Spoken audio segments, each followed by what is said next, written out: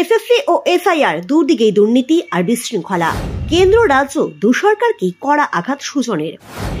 SIR আর SSC দুটি ইস্যুকে কেন্দ্র করেই রাজ্য রাজনীতির পারদ চড়ছে। চাকরি প্রার্থীদের ক্ষোভ, আদালতের পর্যবেক্ষণ, সরকারের ব্যাখ্যা, বিরোধীদের আক্রমণ, সব মিলিয়ে উত্তপ্ত পরিবেশ।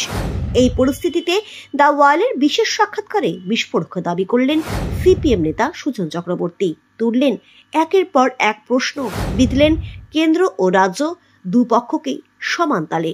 এসএসসি দুর্নীতি প্রসঙ্গে মুখ খুলতে গিয়ে সুজনের সাফ মন্তব্য, গোটা এসএসসি দুর্নীতিতে ডোবা।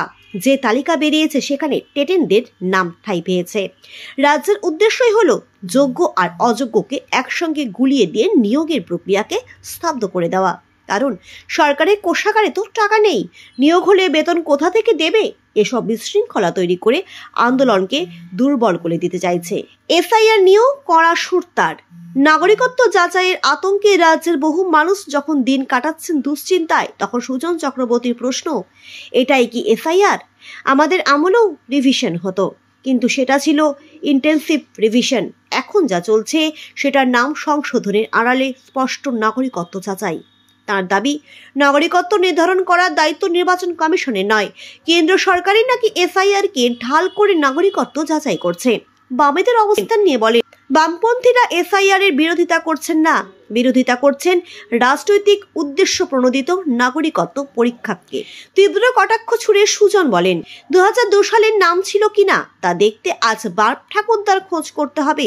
মুখ্যমন্ত্রী পিএইচডি করেছেন, প্রধানমন্ত্রী এমএ করেছেন, তারা এই কাগজে দেখাতে পারছেন না, অথচ সাধারণ মানুষকে বলা হচ্ছে কাগজে দেখাও। একই সঙ্গে তার প্রশ্ন, 2002 সালের আগে জন্মালে শুদ্ধ, পরে জন্মালে অশুদ্ধ, এই কি রকম যুক্তি?